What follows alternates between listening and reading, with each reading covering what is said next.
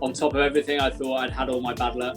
Snapped my leg in two, and then I suffered with compartment syndrome, and unfortunately I had to come off. I look back now, and I think obviously having Lizzie there with me through even that second incident, I think, testament to her sort of resilience and determination to support me was amazing.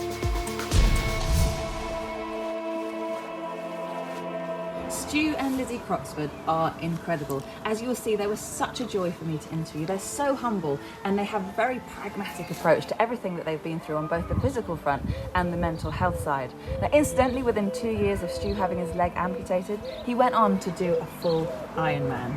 The pair now run a specialist service in health and fitness, and as you will see, they could not be more suited to the role. Hi Helen, how are you doing? I'm very well. How are you, Stu? Really good. So how are you guys? Because obviously we're off the back of restrictions being lifted slightly. So I've seen you've been out paddling and outside a bit more. So must be much happier. Yeah, I think it's, but I mean, for us, we work at home, or we work from home quite a lot anyway. So being stuck in the flat wasn't anything massively new, and we could still at least get out on the bike and stuff and do a lot of what we did, apart from obviously for me for teaching and stuff. But yeah, I think generally for us, we've not found it too bad, I would say. Yeah, weirdly, my sort of lockdown experience is just, I was just getting on my bike more, enjoying it, quite happy.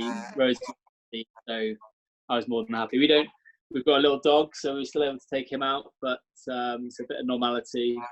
No kids, I can imagine that's a completely different ball game. Yeah.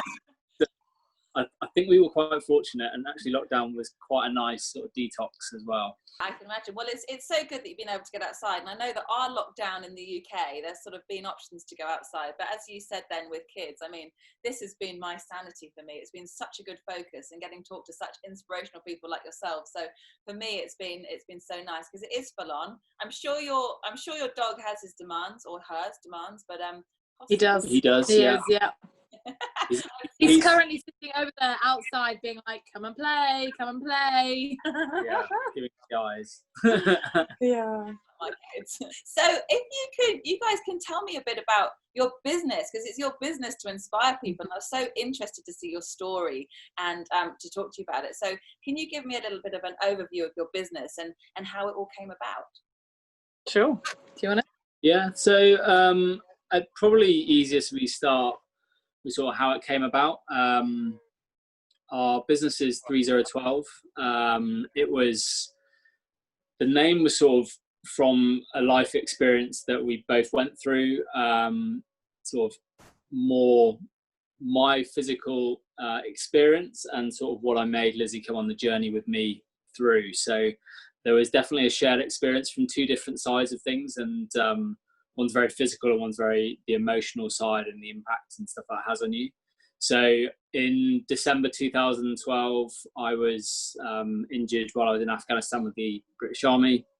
And I was involved with an explosion in a vehicle and shattered both my feet, and sort of spent 6 months in a wheelchair, recovering and realising everything was sort of changing and things weren't probably as I was planning and hoping them to be. So from lying in a hospital bed and just sort of having everything taken away from you, even just the smallest independence that you sort of take for granted, and then suddenly that's all taken away. And fortunately, I'd met Lizzie 6 months before that incident, so she was sort of on this journey with us, and my absolute rock through the whole thing, and was there for me every step of the way. I think for us, it was that whole journey we sort of went through. It was the date that changed both of our lives, and probably at the time it was seen more of a negative, but I think at the moment it's a date that's changed our lives for the positive. We've come out the other side of it. It's been 3-4 years of struggles and things that we never thought we'd experience together, especially a new couple within sort of 6 months of knowing each other and then getting married. And I think since being married, on the day before I got injured, it was sort of just completely changed that time of year for us. And actually it's more of a celebration of what's to come and the future that we've got together.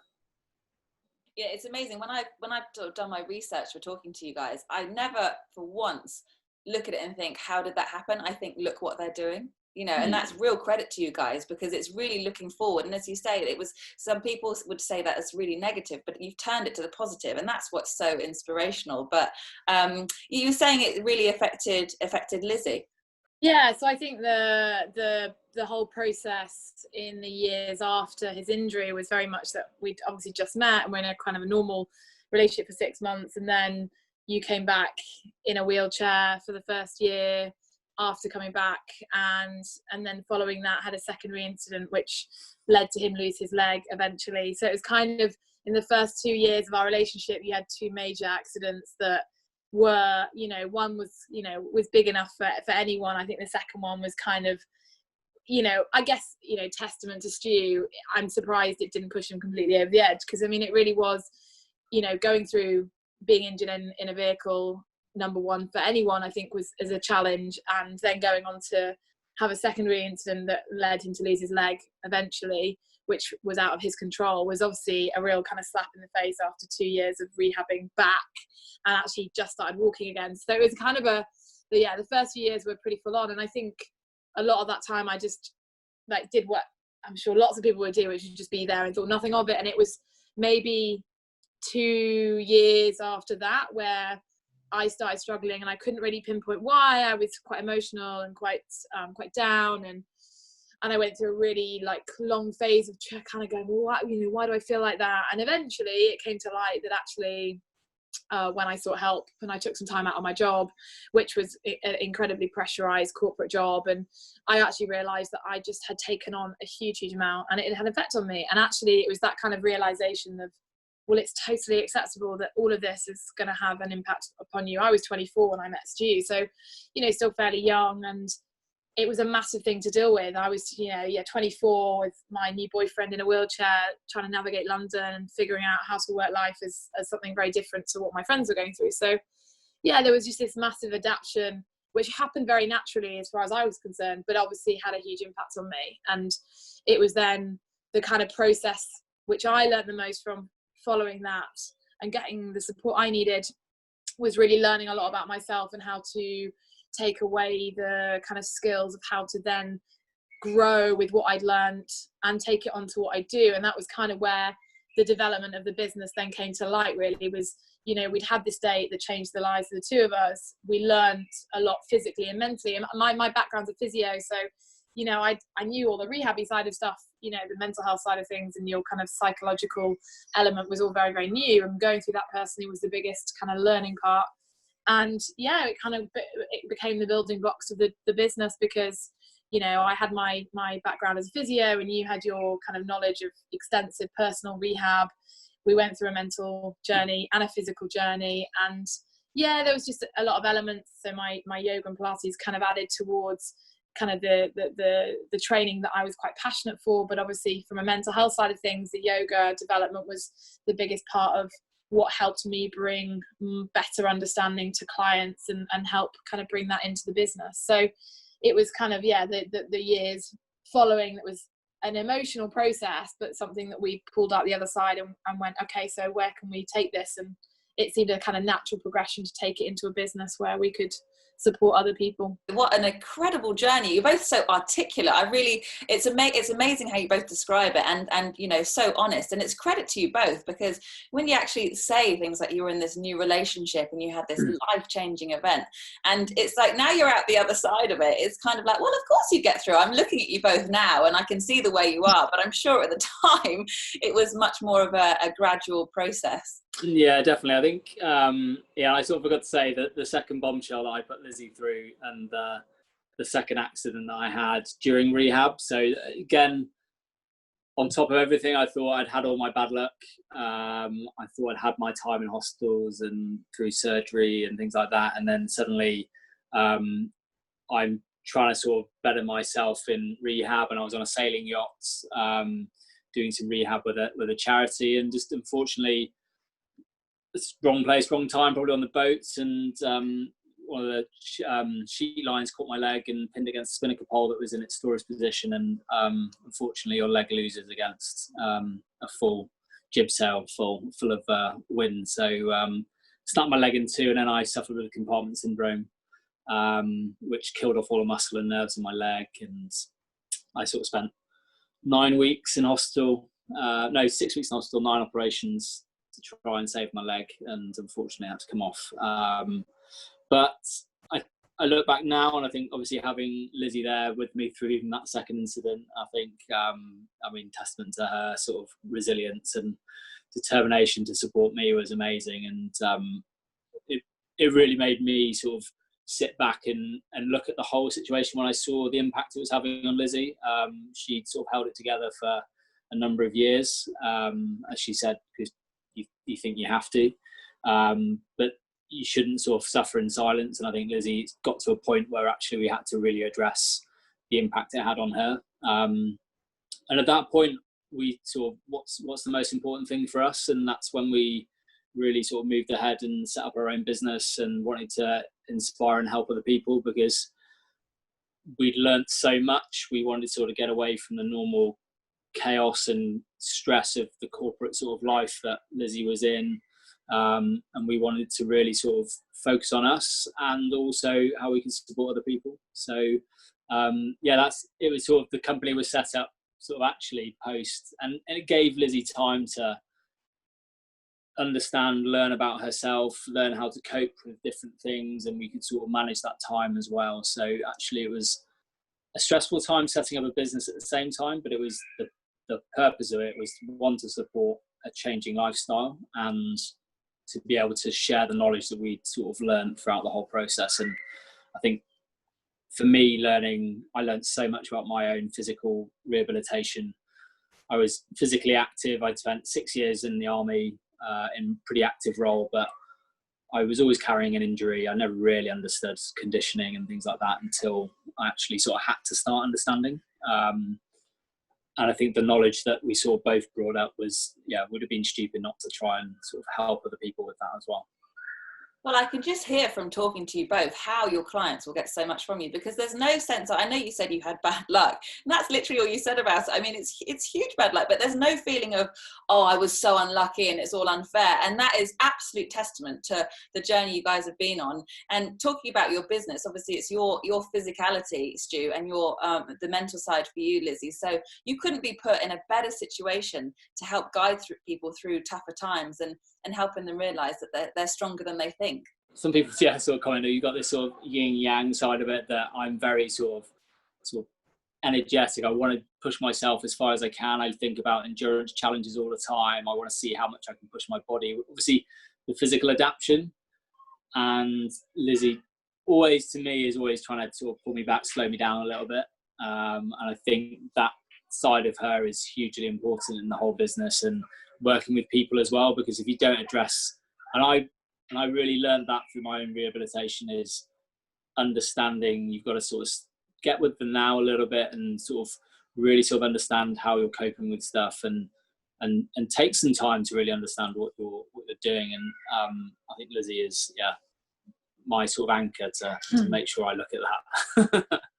You very much sound like you're a rock to each other. You sound absolutely incredible. And you mentioned there, Stu, about challenges. You've done many challenges in the past, and it seems very much like you will never let a disability affect the way you live your life, and it's almost making you do more. So tell me about the challenges that you've done in the past. I think for me, that when I was lying in a hospital bed and people were sort of saying you can't do things and you won't be able to do that, I mean, that straight away was a challenge to just get little bits of independence back. So I think that's sort of, and I Lizzie would probably describe me as a very stubborn person. I don't know if it's a good characteristic or a bad, I don't know, but I think it's a positive.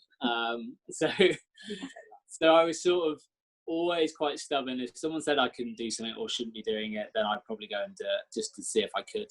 And I think with the injury and then following with the amputation, it was a bit of a red rag to a bull that I was just gonna see how far I could push myself. And I look back and I think that maybe I did push myself a little bit too much sometimes. And I've definitely taken a different approach to things now. But I'm always in the mindset of believing that you can achieve anything that you put your mind to. Obviously, different adaptions and different disabilities require a different amount of sort of support and things, but it doesn't mean you can't do things. And I think that's what I always wanted to do, is make sure that my friends, my family, and everyone that was around me knew that it didn't define who I was. I wasn't Stu the amputee or someone who'd lost a leg. I was still just me, and I was still the same person. So I'd always want to push myself and prove that I can still do things. I just have to think differently. I just have to prepare for them differently, and I have to do things. So, yeah, things take a big impact on you, but the end goal is still achievable. And I think mentally that was a huge benefit for me. So yeah, stupidly I said I was going to do an Ironman, a full Ironman, within 2 years of the amputation. I managed it. It wasn't comfortable.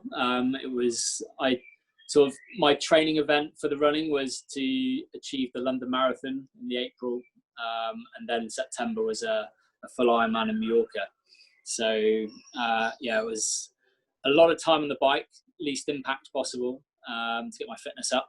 And I actually didn't probably have as many issues with injuries as I had previously in my military career, because I'd understood how to condition my body, how to train. So yeah, getting over the finish line on the Ironman was an unreal experience to be able to think, actually, what's in the realm of possible now that I can do, and I can achieve things. I've just got to really think about how I do them now. So yeah, and there's a few other things. Yeah, I've done other events, and I'm always looking for a new challenge. Definitely. God, you're an absolute superstar. And Lizzie, I just got a snapshot into what it's like being married to Stuart. And he's like, I did an Ironman. It wasn't very comfortable.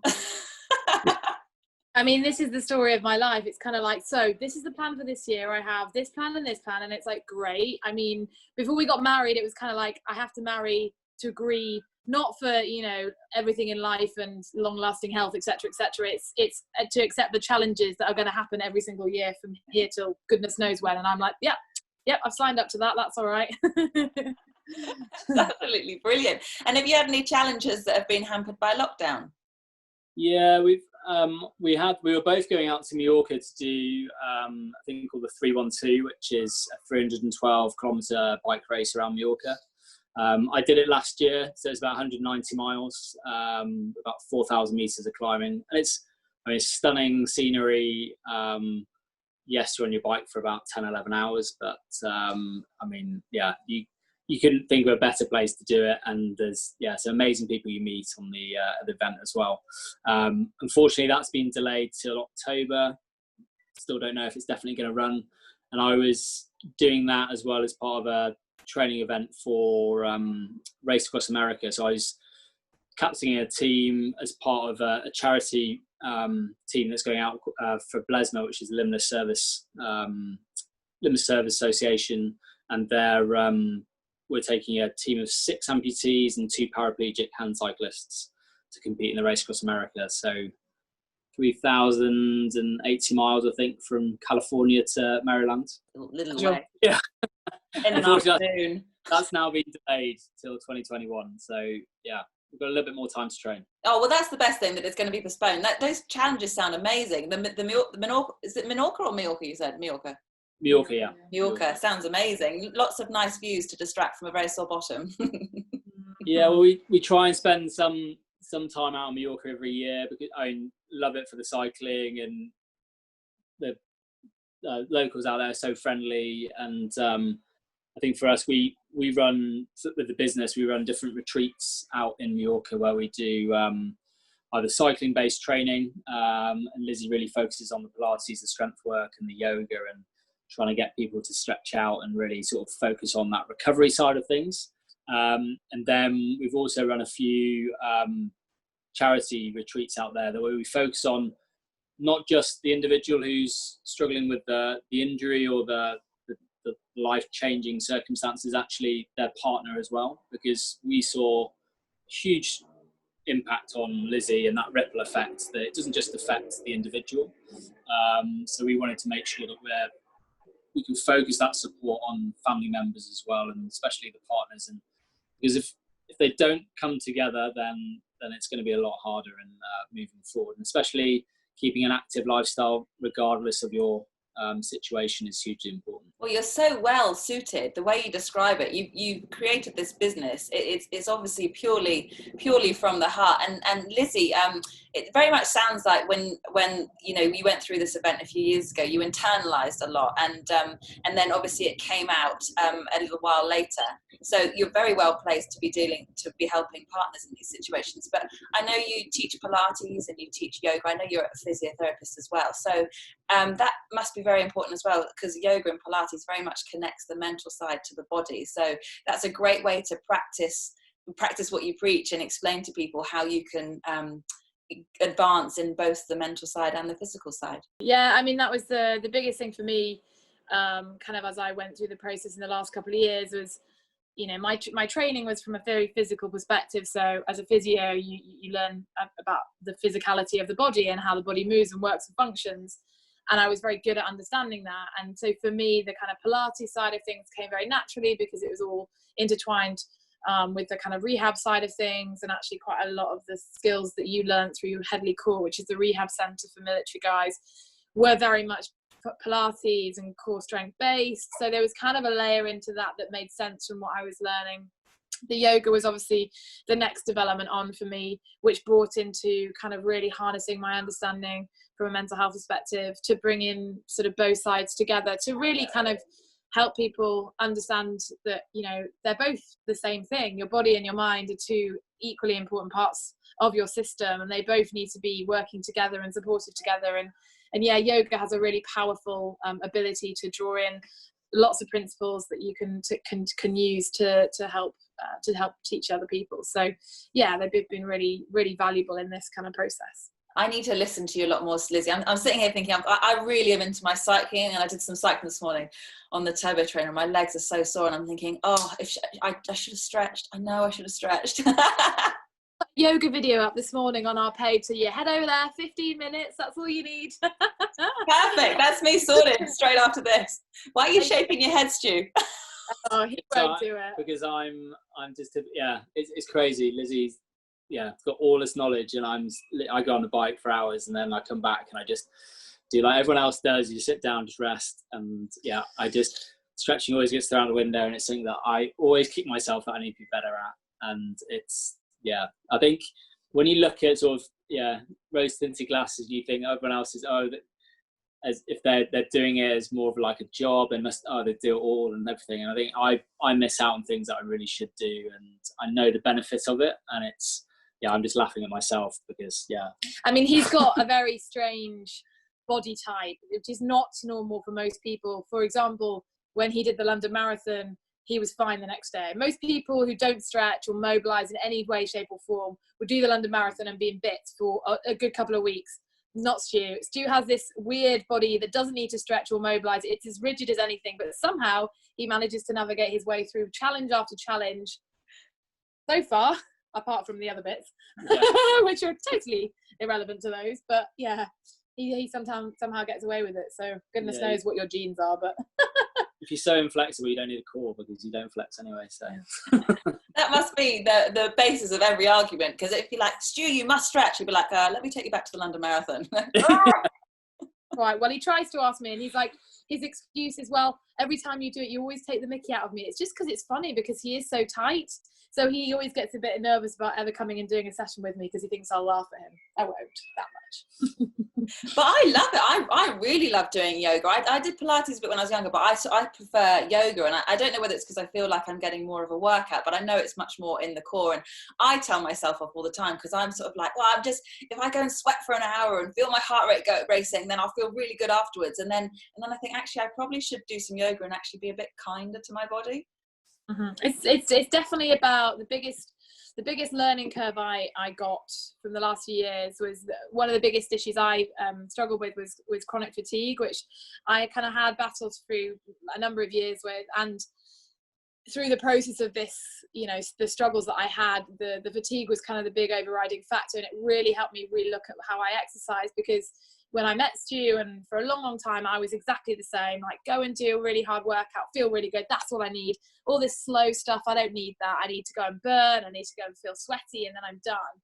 And actually this whole appreciation of actually when I was struggling with fatigue, and actually the fact that fatigue was coming from my brain and from the stress, the impact of stress on my body from that, I realized that actually if I didn't slow myself and actually support up here, I was never going to support my body. And it was that's been one of the most interesting, because I come across so many people, especially in London, who live this, you know, drive lifestyle. And it is being able to understand, and you only understand it when you go through it, but to really understand the balance of a slow session and a fast session, or a power and as you say, a kinder to the body session is really valuable. So yeah, they're really important. Yeah, I know. As you're saying this, I'm like, no, I do understand. I'm listening.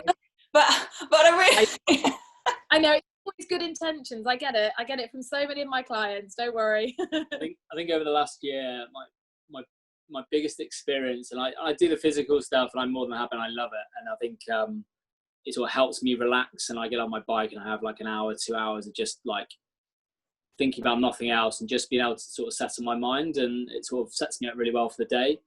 But I went to with Lizzie, we went to a breathwork class, and I usually anything like that, breathwork and things, lying down and just being in the moment, I was like, no chance, not doing that, get on my bike, why do I want to do this? I create lists in my head. I was just like, hated it. So, but I just went and I thought, you know what, I'll give it a go. And it was literally probably the best experience I've been on in the last year. It was, it was amazing. And actually just sort of made me feel like, actually, no, just taking that time and just having, even if it's 10, 20 minutes, just to yourself and just thinking about nothing else and not stressing out about things. So it's something that I've been very resistant to for quite a while. And yeah, I think it's something new. It's always scary, I think, when you're not in your comfort zone. But it was so I'd say definitely like breathwork is really key. Oh, that's amazing. It's really I will listen, I promise. That must have been quite a eureka moment for you, Lizzie, when he's like, oh, I get it. You're like, oh, I finally I've told you. I mean, I have to say this has still been a very, it's still been a learning process for me, because I've still tried to, I felt the value in it in myself, but I was kind of more, some of my recent training that I've just done out in Bali for some more advanced yoga training, where I learned a lot more about this kind of ability to become present in today's society, and this kind of work around breath work and things like that has been a real kind of value to my kind of knowledge about how to work with our mental health better. So, just as much as it is something you're learning, I think we're both getting that. I mean, I'm definitely pushing it a little bit more than you, but I think you've definitely seen the value in it through me. So yeah, I mean, we're constantly evolving. This whole kind of mind and mental health side of health is still being approached with not caution, but we're starting to talk about it more, but people are still nerves about being open about mental health. So actually it's still a very evolving process, and we're learning so much. So yeah, you just have to you have to tap in where it works and when you need it, and you only learn it when you go through it. So yeah, start small, a little bit of yoga to start with. It's babies.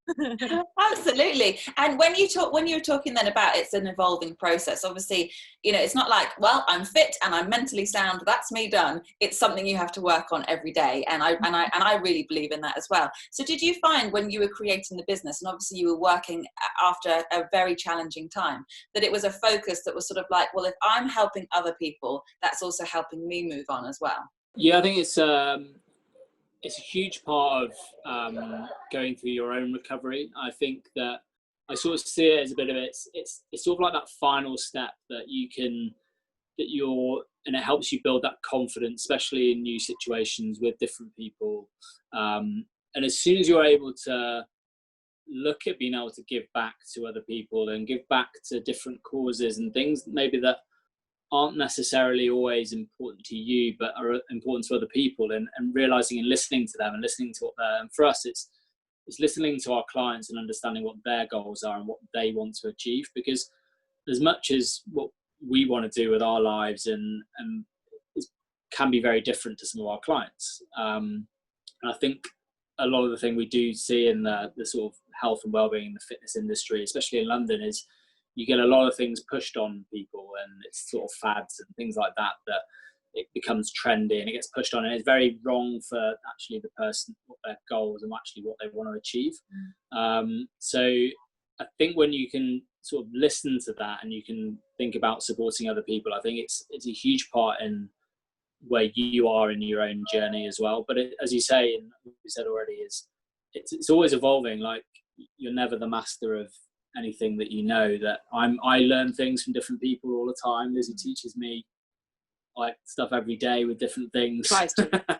And I think I don't accept it all, but yeah. And I think there's another really key part of, especially the mental health stuff, is the kind of exposing the vulnerability in each and every one of us. That's always been the most, I guess, the most powerful for the two of us is being really honest about where we've come from, that we, you know, we've had to work very hard at certain things, that, you know, we both really struggled with certain things. And I think it's really important. That's the most relatable. You know, you look out there and I guarantee most people have had some element of challenge, greater or smaller, in their mental well-being, and actually being able to say we've been there and we know what it feels like, you know, to this level, actually really helps people to relate. And it's, you know, the amount of people that have come to me because I've opened up about certain things and being able to be like, I'm so glad you've been honest to that because I've suffered that, or I'm struggling with that. And actually it's as I said, opening those vulnerabilities to help people relate and makes you normal, as opposed to these two kind of superpowers that sit in front of a screen. You know, that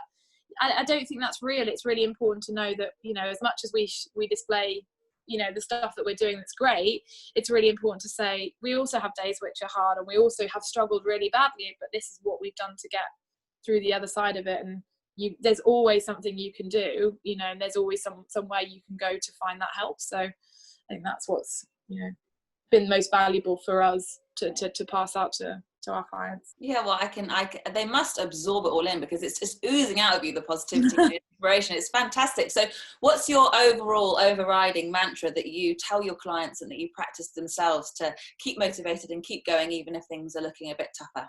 I think for me it's just keep going. Always have something in that day that's like, and it's, I think some people dream too, like, not dream too big, but is the goals become like huge, like mountains and stuff, is you've got to sort of split it down. I think working with clients is getting those smaller goals in.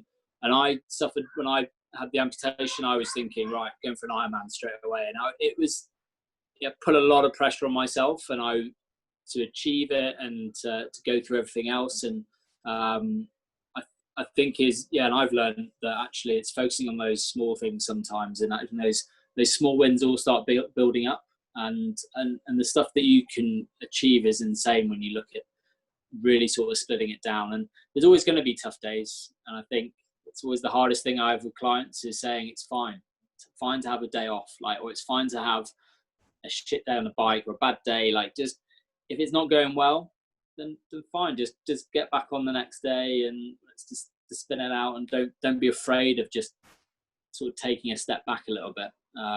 And I think that's the hardest problem I have with a lot of clients, is they just want to keep going and going and going and don't want to rest. So. Yeah. And I think the kind of overriding, I guess, the overriding kind of I'm gonna say tagline, but the overriding kind of statement of our business is having a mindful approach to the body. So whether it's being considerate about what your body needs, or considerate or focusing on what your body can achieve, it's, you know, as Stu said, I think the biggest thing I've learned from him is you can do far more than you realize, and you're a lot stronger than you realize. And that's been the biggest thing that I've learned in myself, and I turn to my clients is knowing the strength internally, but also mentally you have a much greater strength mentally than you realize, and sometimes physically you'll feel. So, you know, when you think you're kind of at your point, you've always got more to give, but equally it's really important to know the balance, and again be mindful to the fact that actually you need to find the balance. So it's kind of, you know, he brings that drive and that kind of that motivation, and I just kind of, you know, take it back a little bit. So I definitely think it's this kind of mindful approach to how we look after our bodies, whether it's going to drive that motivation or allow ourselves to be kinder and more thoughtful to our bodies. It sounds like he's the fire engine and you're the ambulance. Yeah, that's been the story of our relationship. And just one last thing, obviously with us all in lockdown and you've still got a business to run, are you interacting with clients like this on Zoom and doing it all virtually? Have you been able to keep up all the training plans with the people that you work with? Yeah, so I set up, when it all kind of happened, I just got back from Bali from training, so it's kind of like coming back from a month away going, right, must get back to work and earning some money, and then we went into lockdown and I was like, right, okay. But yeah, so it's all gone online. I actually set up because I was working for a few companies that I obviously couldn't work for. One of them, they went online, so I taught a few classes here and there for them, but suddenly had obviously a lot more spare time. So I did a free program, which actually was called the Mind Body Program, for a month, where anyone could sign up. It was designed for anyone that was going through a difficult circumstance with their job or not knowing where they were and potentially didn't know where their money was coming from. And it was accessing a HIIT class, a Pilates class and a yoga class every week for 4 weeks. And I delivered that, and actually then kind of following that, it's given me some extra class work. So yeah, so I've been doing a lot of that sort of stuff online and one-to-one stuff as well. So yeah, we turn our living room into a full-on studio every morning. Yeah. So no, it's been good, and it's been challenging. I think it's just like with everything, you've just got to really just sort of sit back and think about things and how you want to achieve and what you want. I mean, lockdown unfortunately is going to have those frustrations, and I think I look around, I think people are actually focusing on themselves a little bit more. Things are slowing down, which is actually quite nice. I sort of fear the drive of when everything lifts and the stress level comes back on, and obviously the stress comes from different sides of things with lockdown, and people have got kids and things like that. It's all very different, and schooling and stuff. But I think actually, hopefully, people have taken an opportunity to slow down a little bit. Yeah. So for us, it's just been about reassessing how we deliver, and we've had a bit of time to have a look at how we want to sort of structure things and move forward as well. So it's had its. I think we've taken a lot of positive from a situation that was challenging for lots of people. So, I guess are fortunate in the way that we've managed to navigate, the situation. So, yeah. I think you're experts in that, aren't you? One of my friends from the gym I work at said she was going to title a post about the business because she wanted to promote local businesses. She said, "Overcome and adapt," and I think that's very suitable for the way that we've worked over the last few years. Is definitely adapting and overcoming certain challenges. So yeah. I think life is full of uncertainty. I think you've just got to be comfortable. And I've always said to people, you need to find a comfortable, a comfort with uncertainty. Otherwise, you'll struggle even more going forward. Unfortunately, as much I used to want to plan all the time, I used to always want to know what was happening and be very in control. But it's the detriment of yourself that I think you've got to be comfortable that anything can happen at any time, and you've just got to be able to react to that and keep yourself protected, really, and just protect your mind. I think it's just about being comfortable with uncertainty moving forward. Well, I have to say, I've absolutely loved talking to you both, and it's funny for me, whenever I interview people, I'm normally at least in the same room. So it's all a little bit different at the moment, but I'm sure, like with what you guys do in your business, the mindful approach to the body, you learn to read people, and I've had to sort of adapt about understanding people through a screen, and I get the warm and fuzzies with you guys. You're such a great couple. Thanks. So I can see how you're so inspiring to so many people. Just you have such a positive outlook, and you've got everything to back it up, to show it's not like we're just saying these things, we're just delivering the words. It's like we've been through a lot and we know how hard it is and how you can do it.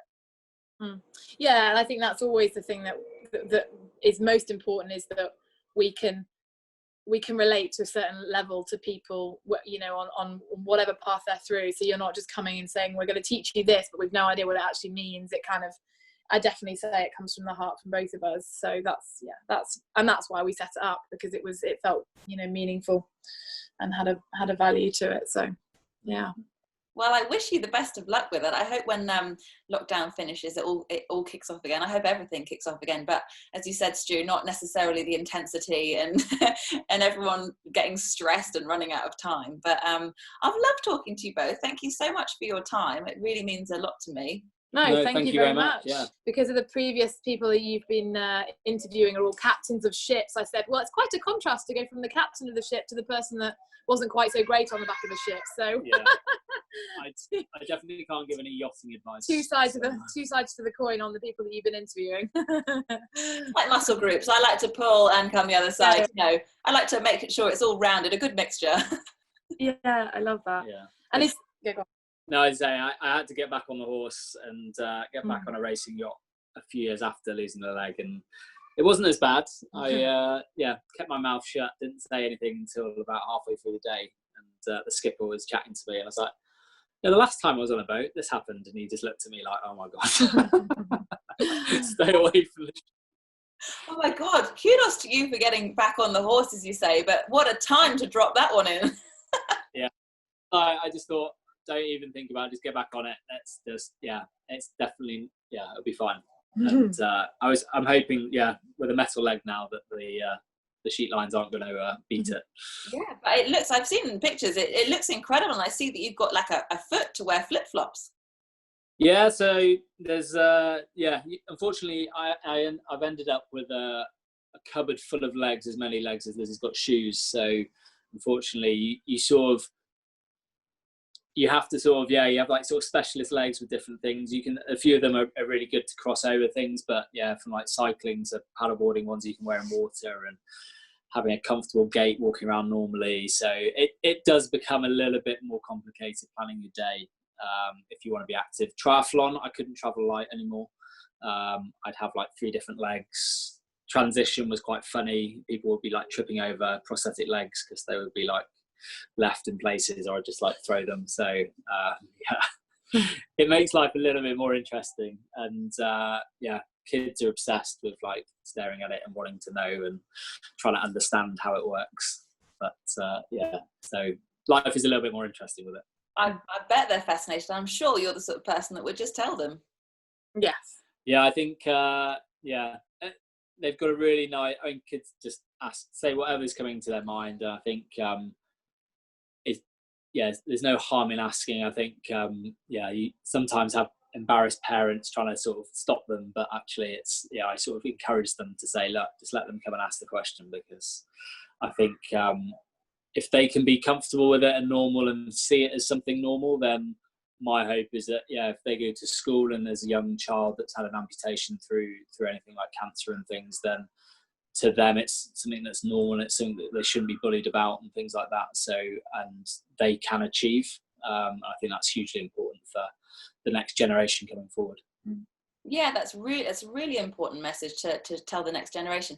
And can I ask a real childlike question then, seeing as now we've discovered you're okay with it? How do you balance on a bike? I mean, I'm absolutely fascinated. It must have taken so much work.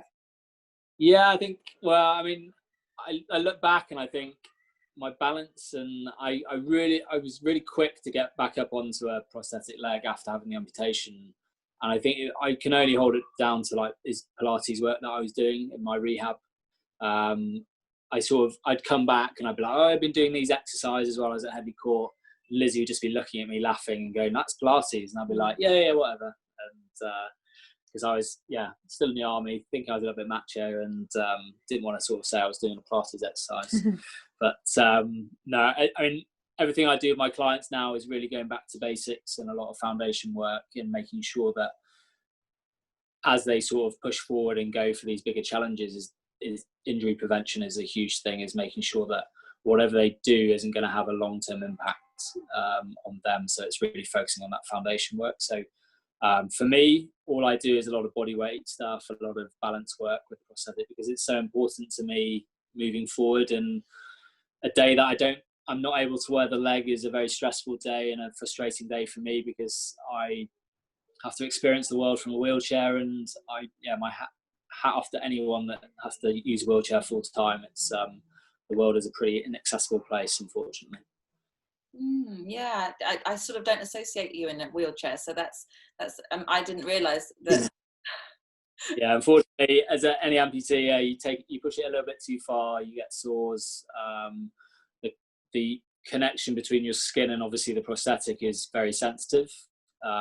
If you push it too far in a day, or you do a little bit too much, or you don't keep on top of things, then you can develop some quite painful sores, which then prevent you from wearing it. So yeah, they haven't really nailed the comfortable prosthetic just yet.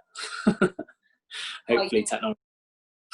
None of it shows, honestly, Stu, the way you talk. And I mean, I obviously looked on Instagram and saw your website, and none of the hard, you know, the sort of, it's like the day-to-day living with it. You know, we've just been talking about all the challenges and the mental side and the physicalities, but when you just say, you know, you get sores, you just don't even think about things like that. Yeah, unfortunately, any of these challenges I've done and things in the Ironman, I mean, anything I've had to pull out of events. I was in the Yukon in Canada trying to do a 700-mile paddle race in 3 days, and about halfway through I had to cut it and say that's enough, because I was at a point where I was going to go down to injuring myself probably and causing more damage to my stump and not being able to wear it, and then having even more difficulty after. And I just like, it's not worth it. I can come back another day and I can take this on. So I have an interesting relationship with failure and people, this fear of failure that a lot of people have. And I sort of have done a few sort of talks to people about it, of how you address failure. And it's not, failure and success are on the same journey. Unfortunately, you only succeed through periods of failure. So you've got to put yourself out there and try. And yeah, there's always times when I've pushed it a little bit too far and I've got to take a few days off and rest. And I rely on Lizzie a lot more. Used to that. Yeah. I love how much eye rolling's been going on to your I mean, this is married life. This is what I signed up for. Exhausting, isn't it? Yeah. I've just realised, I'm sorry, I've taken so much of your time. I said I'd only be half an hour, and I just can't stop asking questions. That's all right. Fine. No worries, it's fine. When that door's shut, it means no one's allowed in. So I'm just like, I might just talk to myself for a little bit.